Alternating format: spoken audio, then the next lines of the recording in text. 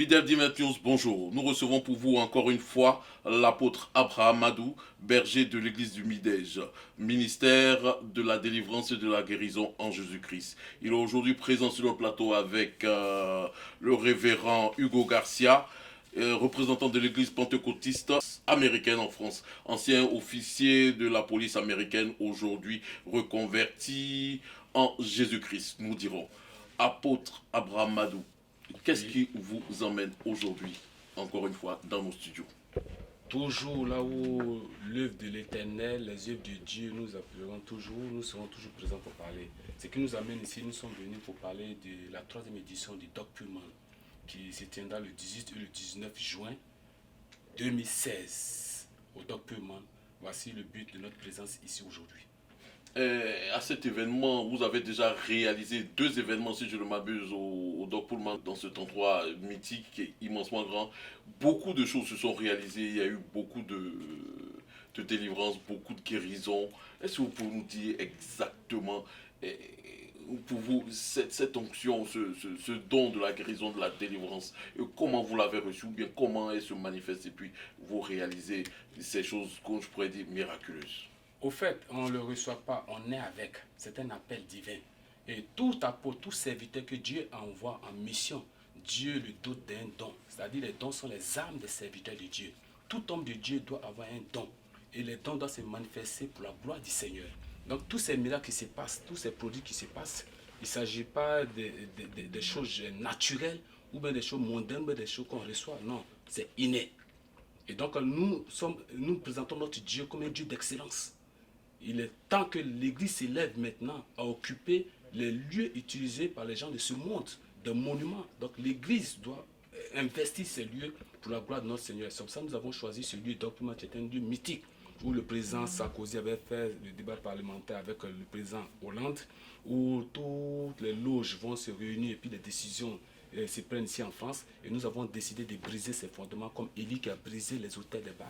Donc voilà pourquoi nous avons choisi ce lieu mythique, pour que l'Église se réveille ici en France, pour que le nom de Jésus-Christ de Nazareth soit présenté comme l'étendard ici sur la nation française. Ok, d'accord. Je reviendrai à vous tout à l'heure. Pour l'instant, je vais m'adresser au révérend Hugo, l'apôtre Hugo Garcia, si je ne m'abuse, qui est le représentant de l'église pentecôtiste américaine ici en France. Il a participé à la dernière cérémonie, dernière veillée qui s'est déroulée au Pullman. Et quel a été votre sentiment après cette veillée à laquelle vous avez assisté, où beaucoup de guérisons, de délivrances se sont réalisées? Yes, I would like to say thank you to all the viewers. First of all, my feeling at the first to Doc Pullman was a very strange feeling. I didn't realize that the power and all the people of God, all the people, the Christian people, reunion together. I mean, when I say reunion, is not a simple reunion. When I say together, it's a people, a Christian praying for the same event. People getting together. For the first time, I see many men and women, Christian, reunion in a big place, praying for the same thing. That the friends and all the pastors and all the men of God get together, and that feeling rejoice inside of me. It's really rejoicing. Ok. Nous allons revenir à vous, l'apôtre Abraham Madou. Vous avez fait lors de vos prêches auxquels il m'est arrivé d'assister, d'immenses révélations de prophéties. Nous allons revenir spécifiquement sur celle de la Côte d'Ivoire. Vous avez annoncé l'année 2016 comme une année déterminante pour ce pays. Vous aviez annoncé qu'il allait y avoir la famine, qu'il allait y avoir la sécheresse, il allait y avoir aussi de la pluie, et tout ça, et même la mort, le décès d'une autorité ivoirienne. Ouais. Bon, ce n'est pas moi, je parle de la part de Dieu. Comme Dieu envoya Jérémie à ses prophètes pour aller parler au roi. Donc vous savez que lorsque Dieu est en train de secouer une nation, Dieu est en train de châtier une nation, c'est de ramener cette nation à lui. Donc il y a des prophètes qui sont mandatés pour parler au roi. Il y a des prophètes qui sont mandatés pour parler au niveau de l'église. On appelle des prophètes locaux. Et il y a des prophètes des nations. Eux, ils ont l'autorité de parler sur les rois. ils ont l'autorité de prophétiser sur la nation. Donc si Dieu m'a donné des messages sur la nation ivoirienne, c'est parce que la nation ivoirienne a une alliance avec Dieu. Toute nation aujourd'hui qui traverse des difficultés, c'est que Dieu veut ramener ces nations à lui. Et puis la Bible nous dit que toute rébellion qui ne viendra pas du nord, ne viendra pas de Dieu, mais toute rébellion qui viendra du nord du septentrion vient de l'Éternel. Donc vous allez voir que la majorité de toutes les rébellions qui viennent du nord, ce sont des rébellions qui ont été suscitées par Dieu, afin que le cœur de ce peuple revienne à Dieu. Vous savez que, donc aujourd'hui, ce qui se passe en Côte d'Ivoire, c'est une affaire divine. La Côte d'Ivoire a régné sur Dieu. La Côte d'Ivoire a régné ses serviteurs de Dieu. Donc, ce n'est pas seulement que la Côte d'Ivoire, cette cérémonie, cette croisade, c'est toute l'Afrique, c'est tout le monde entier. Mais par rapport à ces prophéties, si la Côte d'Ivoire, c'est parce que aussi la Côte d'Ivoire est mon pays, c'est ma nation. Donc, de la manière j'avais prophétisé ce qui allait arriver à la nation, et c'est arrivé, et ça m'a fait 21 jours de prison. Je continue toujours de prophétiser, et je suis en train de redire encore que ce n'est pas encore fini. Nous allons rentrer dans une situation catastrophique en Côte d'Ivoire et pour l'humanité. Je vous avais dit qu'en 2016, ce sera une année catastrophique. En Côte d'Ivoire, il y aura la famine, il y aura la sécheresse, il y aura des meurtres. Parce qu'aujourd'hui, les gens réclament beaucoup de sang et l'Église doit s'élever. Que ce soit dans le monde entier, que ce soit en Afrique, l'Église doit s'élever. Il est temps que nous prenions possession, il est temps que nous reprenons notre identité. Pour que ces chefs d'État, pour que ces gouverneurs reviennent à Jésus-Christ de Nazareth. Parce que toutes ces nations ont été bâties par le nom de Jésus. C'est parce qu'on a régné aujourd'hui. Donc, monsieur, vous voyez, c'est comme quelqu'un à sa femme. Et il fait confiance à sa femme un bon moment, sa femme se détourne de lui. Vous voyez un peu la colère qui anime cet homme. C'est comme ça l'époux. Donc l'époux s'est éloigné de lui, c'est impossible de sa parole. C'est comme ça aujourd'hui nous sommes en train de subir ça. Donc ensemble nous devons revenir. Et c'est comme ça le thème, c'est de la prison à la liberté. Parce que c'est un thème qui est prophétique en juin. Pour tous ceux qui ont des oreilles pour entendre ce que dit l'Esprit de Dieu, ils entendront. Mais justement, je ne veux pas vous laisser passer rapidement là-dessus. Sur cette question, vous aviez même annoncé la libération prochaine du président Laurent Gbagbo. Oui, j'ai annoncé ça puisque je me souviens même en 2007, il y avait une révélation qui était sortie pour dire que je ne suis pas venu faire la politique, mais qu'à cause du péché de la Côte d'Ivoire, Dieu allait envoyer la Côte d'Ivoire en captivité. Et j'ai même prédit la mort du ministre de l'Intérieur. Il y a encore des autorités qui sont encore... Lequel ministre de l'Intérieur? Le ministre Agro. À l'époque où... Oui, je suis passé au tribunal de première instance du plateau. J'ai été jugé. J'ai fait d'abord 21 jours à la Maca jusqu'à ce que j'arrive pour une simple prophétie. Mais aujourd'hui, j'ai dit à ce ministre et j'ai dit à ces autorités que le président gagnera les élections, mais à cause du péché de la Côte d'Ivoire, il ira en prison comme sentence, comme pénitence. Parce que la Côte d'Ivoire aussi, nous avons fait beaucoup de mal à beaucoup de pays. Donc, le péché a des conséquences. Et nous sommes en train de subir les conséquences aujourd'hui, le châtiment de Dieu. Mais heureusement que la Côte d'Ivoire est une terre d'alliance avec Dieu. La Côte d'Ivoire est un peuple aimé par Dieu.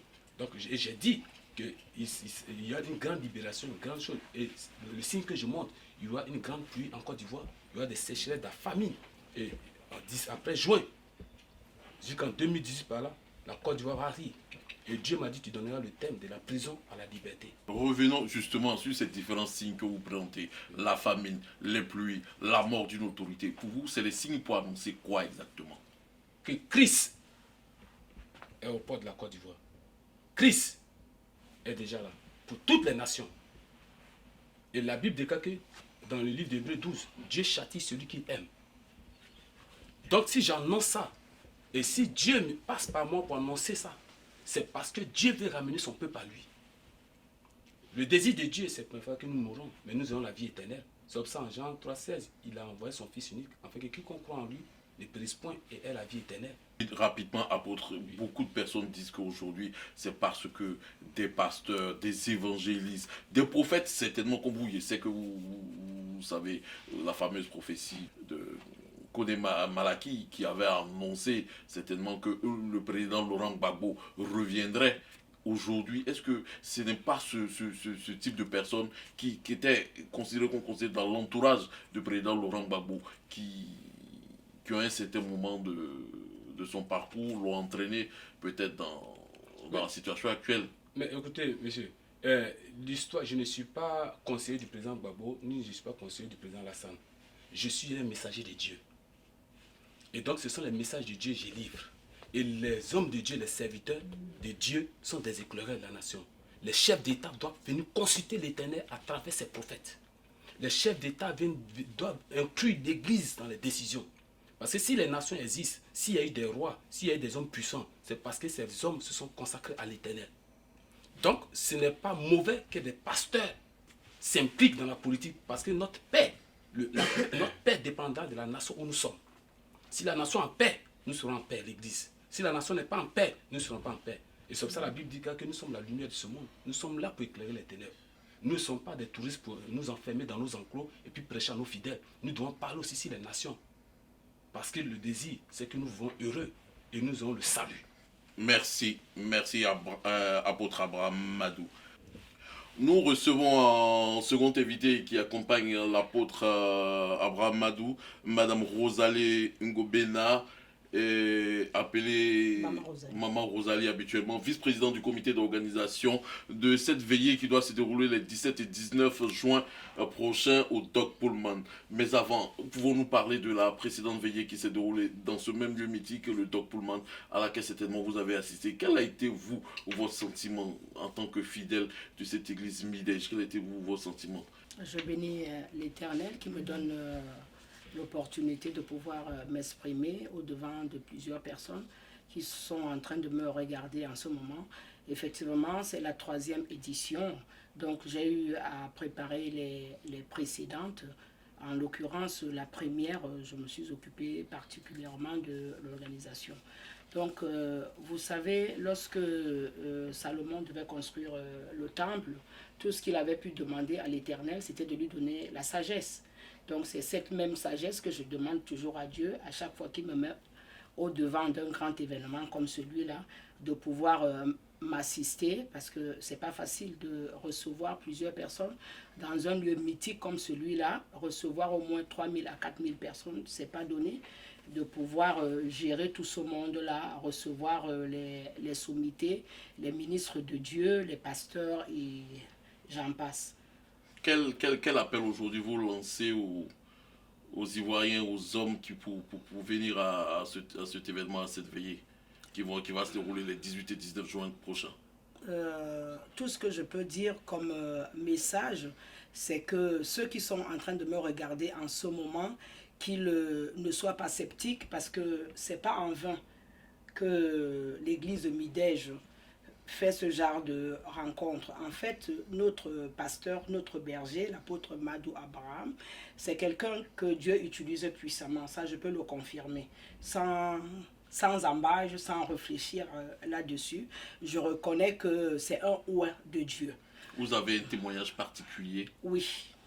J'ai un témoignage particulier qui concerne ma propre fille, Jackie. Elle a été atteinte d'un cancer de sang. Elle devait suivre 8 séances de chimio. Alors, lorsqu'on a croisé l'apôtre, on avait déjà commencé les premières chimios. Mais je peux vous dire qu'après notre rencontre, nous n'avions plus fait les 8 chimios. Ma fille n'en a fait que 4. Il était même programmé qu'on devait faire l'ablation du sang. Elle a été guérie après l'imposition de main de l'apôtre. Et aujourd'hui, a disparu. Totalement disparu. On est reparti. Des examens. On est reparti à l'hôpital Pierre-Marie Curie. J'étais là, présente. C'est moi-même qui ai pris le courage. J'ai dit au médecin, ma fille est guérie. Le médecin m'a fixé dans les yeux. Elle m'a dit, madame, je ne sais pas si vous êtes conscient que vous êtes en train de faire courir un risque à votre enfant. Je dis non, mon Dieu a guéri ma fille. Et ça s'est passé comme ça. Après, elle a palpé le sein de la petite. La boule qui était avait complètement disparu. Et après, ils nous ont donné les résultats. Elle n'a plus de cancer. Tous les cheveux étaient tombés après les 2 premières chimios. Et aujourd'hui, ma fille, elle a une tête touffue et tout.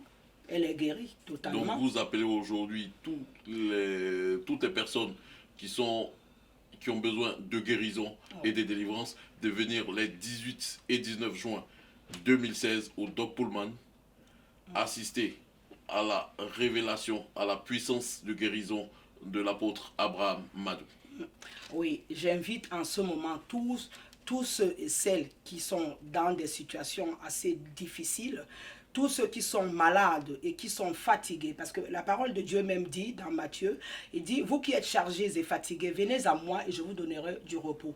Donc j'invite tous ceux qui sont fatigués par les difficultés de la vie, les maladies et j'en passe, de venir ce jour, le 18 et le 19, au Doc Pullman, pour venir déposer au pied de la croix de ce Jésus-Christ le Tout-Puissant tous leurs problèmes et ils verront la main de Dieu agir. Vous savez, moi j'ai entendu parler de ce Dieu-là, mais je peux vous dire, vous qui me regardez en ce moment, que le Dieu dont je vous parle, le Dieu d'Abraham, d'Isaac et de Jacob, il est réel.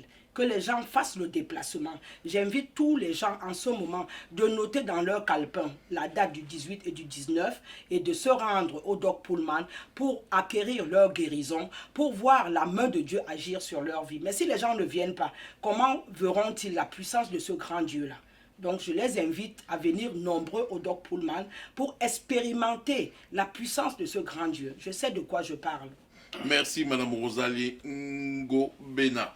Nous recevons en troisième invité Christian Vabé, président d'un parti politique ivoirien, le Rassemblement du peuple de Côte d'Ivoire Alternative Crédible, qui accompagne aujourd'hui l'apôtre Abraham Madou pour cet événement du 18 et 19 juin prochain. Pour un responsable des partis politiques, qu'est-ce qui vous motive aujourd'hui à accompagner un responsable religieux dans cet événement? Mais c'est tout simple. On sait bien que les nations sont dirigées par l'Éternel. C'est l'Éternel, Dieu Tout-Puissant, qui oint les rois. Aujourd'hui, dans le monde mondial, on parle de chef d'État, de président. Le pouvoir est donné par Dieu. En tant que président d'un parti politique en Côte d'Ivoire, en tant que futur dirigeant de la nation ivoirienne, je sais pertinemment que si un jour j'étais oint à la dignité de roi, cela émanerait de l'Éternel. Donc c'est tout à fait normal que je sois avec l'apôtre Abraham qui a un don de prophétie sur les nations qui est avéré. Tout ce qu'il a prophétisé jusqu'à présent, c'est réalisé. Pas seulement en Afrique, en France, dans le monde. Donc c'est ce qui explique ma présence ici pour témoigner, pour dire que les hommes d'État doivent être désormais l'émanation de Dieu, doivent se rapprocher de Dieu. Souvent, on a une lecture physique, politique, politicienne des événements de notre monde aujourd'hui. Mais tout ce qui est spirituel, tout ce qui est physique aujourd'hui, tout ce que nous constatons au quotidien, a une origine d'abord spirituelle. Les exemples sont légion, mais ce n'est pas le débat de ce jour. Merci M. Christian Vabé d'avoir accepté d'accompagner l'apôtre Abraham Madou et d'avoir utilisé vos casquettes de président du Rassemblement du peuple de Côte d'Ivoire Alternative et Crédible. Merci. Nous recevons notre dernier invité qui accompagne, comme je le disais tout à l'heure, l'apôtre Abraham Madou, berger de l'église du Bidège, ministère de la délivrance et de la guérison en Jésus-Christ. Monsieur Alain Likeng, vous êtes l'administrateur de l'église du Bidège et président du comité d'organisation de ces veillées des 18 et 19 juin prochains. Vous pouvez nous donner succinctement le contenu de cette veillée-là?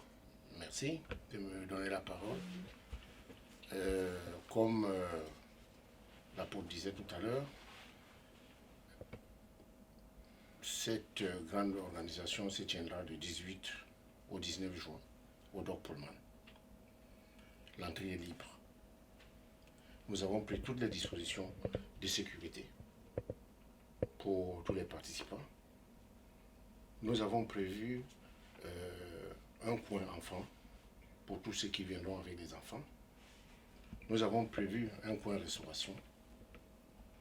Et puis, toutes les dispositions sont prises pour nous inviter. Les veillées commencent à quelle heure exactement? Les veillées commencent, c'est pas les veillées, c'est des journées de prière. Les journées de prière, c'est une croisade religieuse qui commence de 10h du matin à 21h. Les 18 de 10h à 21h et les 19 de 10h à 21h.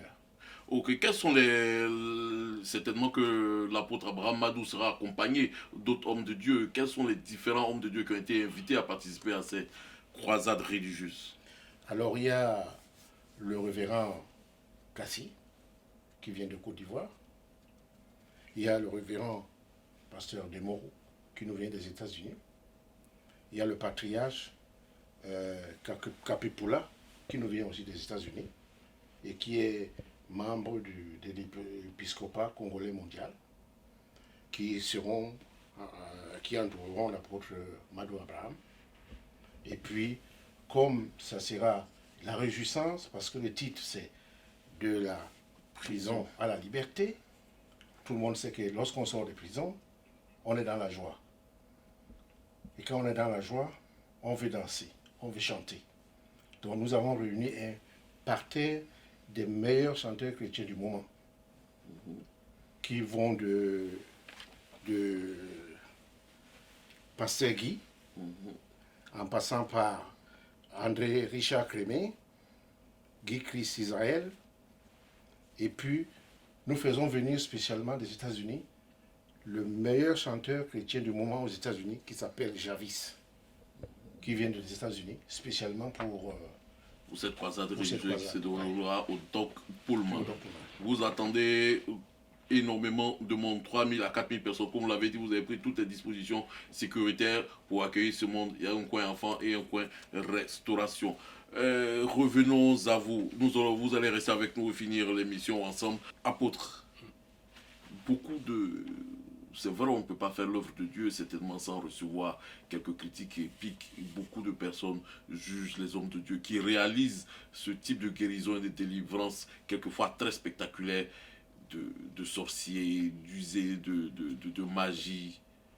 Quel est votre avis sur cette question? Mon avis, c'est vrai que là, toujours il y a l'originalité à la photocopie. Mais j'ai horreur aujourd'hui que toute la gloire de Dieu soit donnée au diable. Parce qu'il y a une méconnaissance du Saint-Esprit. Celui qui a rencontré le Saint-Esprit, celui qui marche avec le Saint-Esprit, ce n'est pas quelque chose d'anodin, mais une surprise pour cette personne. Je pense que ces personnes sont ignorantes. Donc comme elles sont ignorantes, on ne peut pas les en vouloir. Mais il faut manifester les dons de l'Esprit pour savoir que notre Dieu est un Dieu du surnaturel. Notre Dieu est un Dieu extraordinaire. Notre Dieu est un Dieu qui réalise ce que la main de l'homme ne peut pas réaliser. Donc ça, je ne peux pas m'étaler ça. Les critiques, il y en a toujours et ça existera toujours. Depuis la fondation de la terre, il y a toujours des critiques, toujours. Même les Pauls ont été persécutés, traités de sorciers. Jésus-Christ a été traité de sorcier, donc je ne vais pas m'étaler dessus. Mon problème, c'est que la prison de la liberté, tous ceux qui sont sur le joug de la prison démoniaque et maléfique, tous ceux qui ont des parents injustement emprisonnés dans des prisons, tous ceux qui sont liés par les esprits malins, ce jour-là qui vient passer, il y a 3000 ans, le sang de Jésus nous a déjà libérés.